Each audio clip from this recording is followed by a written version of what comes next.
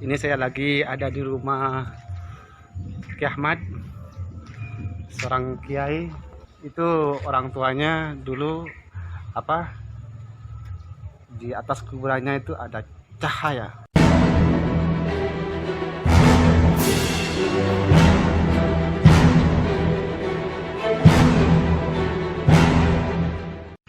Astana, pilihkan di channel. Di channel Gus L Madura. Ini saya kenal Bang. Pathor. Dulu ini tukang fotografer. Bagus nih hasilnya. Semasa masih belum ada HP canggih seperti sekarang. Waduh, ini jagonya ini. Harganya sama Kak, betul nambah Kak? 3.000 nih. Kenapa? 3.000. Tapi 3.000 besar dulu. Kalau sekarang kenapa mau pakai negara Kak? Oh, nanti di Sapono ini Sapono. Ini hebat ini orangnya ini. Tapi saat ini lagi punya toko ya. Nggak tetap menggeluti di bidang fotografer. Tapi ini punya bakat loh ini. Anu Kak, katanya Astana Kemanap kan, Astana Kemanap Lombok pernah keluar anu Kak? Pernah keluar perak. Punya yang unik enggak gitu? tak banyak ringoneng pun tak. Saya ngelatih itu Kak. Orang yang disebut sering gak sah.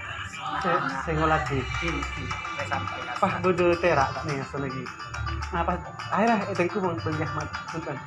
tahun ini gue tak konsultasi kasar. Telepon berusaha kan telepon. Ini telepon dulu. Oke. Soalnya bude Ki Ahmad telepon. Ini bentuan Ki Ahmad. Tuh ada. Bude kantong tuh, nang banjula. Ki Ahmad sih. Berarti bude mana lagi? Mau beli rokok. Udah. Dia termasuk seorang kiai. Ini seorang kiai. Sun. Itu kasur. Ini ada suku. Sun. Ada bulusnya. Jadi saya lagi mau ke rumah Ki Ahmad, mau nanya sama dia seorang kiai. Kan ya gimana pernah keluar anu Kak? Keluar apa? Napa terak? Pernah mireng kan? Mungkin Pernah. Ini katanya juga pernah mendengar bahwa di atas Kemanap itu pernah keluar cahaya. Ini namanya siapa Asman Bang? Sesuai pin. Seorang pengusaha sukses. Sama dengan dia tuh. Tuh seorang pengusaha sukses tuh. Orang hebat tuh. mereka mah gini kan. Nah, Enggak mah ini. entah ya Ahmad kita tuh adanya. Terus ziarah boleh ke Astana ke mana? Kan sini kan masih tuh ada ben sekancan malah oning. Nah, mungkin masa lingkungan ini kan orang berhebat ini kan Sunda kan hukum makan. Bisa. Sunda kan. Lu hinta ka ya mal gitu. Kena tangku bilawan bisa tangku ban bodong kan. Ini saya lagi ada di rumah Ki Ahmad, seorang kiai. Itu orang tuanya dulu di atas kuburannya itu ada cahaya. Di sini adalah pesantren Al-Karomah Al-Mahdiyah. Letaknya di Desa Telaga, Kak? Telaga Timur. Ya, Telaga Kampung Pengantian. Kampung Pengantian Telaga Ganding Sumenep. Telaga Timur barat Kak? Telaga Timur kan kampung. Berarti bukan toh Telaga Barat nih. Pada gitu. Pengantian. Pengantian. Ini Telaga. Pondok Pesantren Al-Karomah.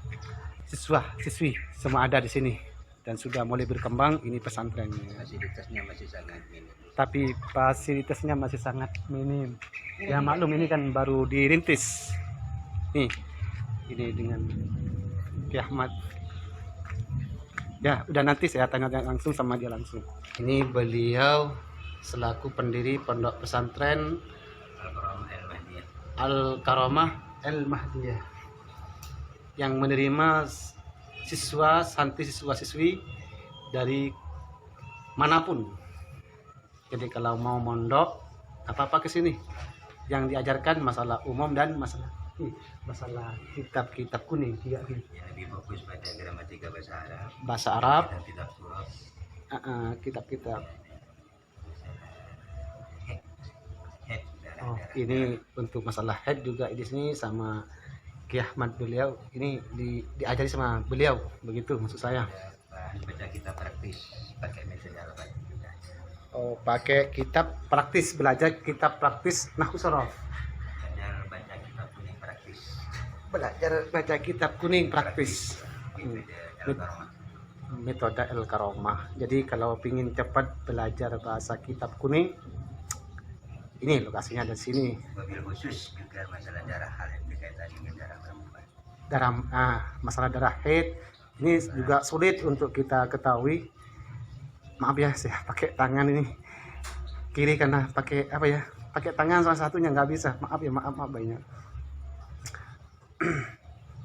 Ini lokasinya dan ini termasuk yang punya nama orang tuanya Kemanaf yang sudah lama meninggal, dan suatu saat pada suatu waktu ada sebuah cahaya yang melihat di kuburan itu dari kaki. Untuk lebih jelasnya ini gimana Kak? Dan ceritanya itu pada bulan Ramadan tanggal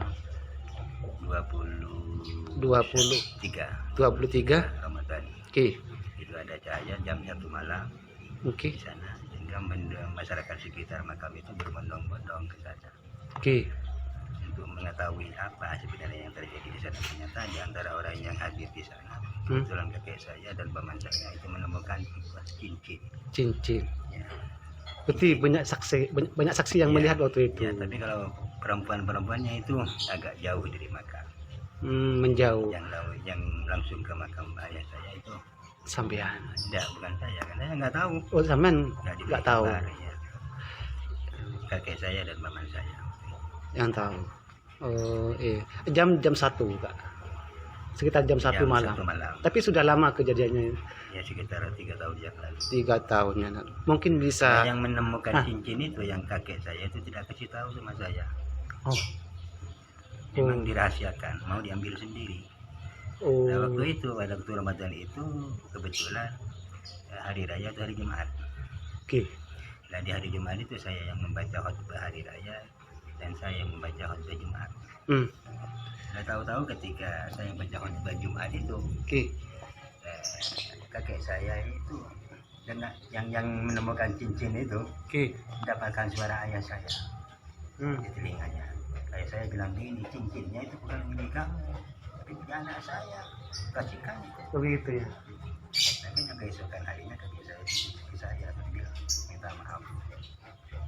Minta maaf karena sudah tidak memberitahukan dulu sebelumnya. Akhirnya dikasih ke sini tuh, kemudian dikasihkan teman saya. Kesampaian. Oh. Jadi sekarang Ya cincinnya mungkin itu hadiah dari bapak saya ke saya. Wallahu alam, karena di bulan Ramadan itu saya biasa menghatamkan 109 2 kali hataman. 2 kali hataman Satu Quran. halaman itu khusus untuk ayah saya. Begitu guys. Mungkin ada mungkin ada pesan dari Ki Ahmad semasa Kemanap dari masa hidupnya, pesan-pesan yang sangat sampean ya pegang sampai sekarang. Mungkin ada yang perlu disampaikan, pesan-pesan Kemanap semasa hidupnya sama penerus bangsa. Ya banyak sekali, diantaranya disuruh memperbanyak itu kita sowan atau nyabis ke para ulama. Dan ketika kita nyabis ke ulama itu jangan minta apa-apa, minta doakan. Doa ya. Akan menjadi orang yang dekat kepada Allah. Kepada Allah. Jangan minta masalah kelancaran dunia, gitu nanti sudah. Iya. Terus lagi Pesannya ya. kalau hidup di masyarakat itu bahasa Maduranya, kalau kita berada pada pihak yang benar misalnya, itu istilahnya mangala tapi makalah. Gimana Kak? Mangala tapi makalah. Makalah itu maksudnya bagaimana? Ya kalau kita misalnya hidup di masyarakat, kita punya prinsip misalnya, kan hidup harus punya prinsip. Iya Kak. Prinsip kita itu benar sesuai ajaran agama. Ternyata prinsip kita itu berbeda dengan masyarakat. Maka kita tetap memegang teguh prinsip kita. Dan kan kita kalau disalahkan oleh masyarakat, kita jangan melawan. Jangan melawan. Engke. Itu namanya mangala tapi tak makalah. Itu pesan diantara pesan Kemanap semasa. Punya banyak. Saya tulis di sebuah buku. Sampai ditulis di sebuah buku Kak Ki. Terus lagi yang sangat berkesan sama Terkesan saya itu, ya. Jangan tempatkan dunia itu dalam hati. Jangan tempatkan dunia dalam hati. Ayah saya kan tiap hari itu kan nyabit rambut, ngarek kerja dia. Iya. Nah, situ ketika saya tanyakan, kok sampean itu sangat giat sekali di dalam bekerja. kata Kata saya, tanya saya. Dia Iya, iya. menjawab, demi Allah, saya bekerja itu hanya sebatas melaksanakan kewajiban dan sebanyak badan saya sehat. Tapi kalau dalam masalah hasil atau hak dunia sama sekali tidak masuk. Tidak masuk. Iya. Itu jadi yang dimaksud cinta dunia bukan tidak bekerja, tapi di dalam hati itu lenyap rasa cinta kepada duniawi atau duniawi yang mereka lakukan itu hanya untuk ukhrawi. Itu yang dimaksud tidak cinta duniawi. Iya enggak ya? Iya. Terus mungkin cincinnya bisa kita melihat nggak bisa Pak ya? Nggak usah ya? Nggak usah ya? Betul nggak dipakai. Nggak dipakai, jadi nggak usah tahu apa Kalau cincinnya. kekaramahannya itu. Ya. Tapi di sini jelas ada ya cincinnya, bukan nggak ada, tapi nggak usah ya, nggak usah tahu. Terus karomahnya masa hidupnya apa Kak? Itu ya banyak sekali yang tampak. Oke. Bukan kepada saya, yang tampak kepada santri-santrinya, kepada masyarakat sekitar. Kalau ada yang saya itu begini, ketika saya nggak punya uang sama sekali, 50 rupiah pun saya nggak punya. Oke. Hanya diam di kamar, ya tahu-tahu bapak itu masuk langsung ke kamar saya. Biasanya bapak saya kalau mau masuk ke kamar itu pasti ketuk pintu, panggil salam. Tak seperti biasanya lah. Tidak seperti biasanya, langsung masuk ke kamar dalam. Dia bawa secari kertas. Saya bilang sama saya, ini baca. Kalau kamu nggak punya uang sama sekali. Alhamdulillah dibaca berapa kali? 3 kali, kurang lebih 3 kali. Bacaannya agak panjang. Oleh Allah saya bisa menghafalkan. Dan saya amalkan. Ya. Ya alhamdulillah ya. Tidak kekurangan uang lah. Alhamdulillah. Belum ada. Ngepul katanya. Jadi alhamdulillah semenjak dia membaca itu, alhamdulillah rezekinya dicukupi sama Allah. Alhamdulillah. Karena jadi pemimpin itu tidaklah mudah ya.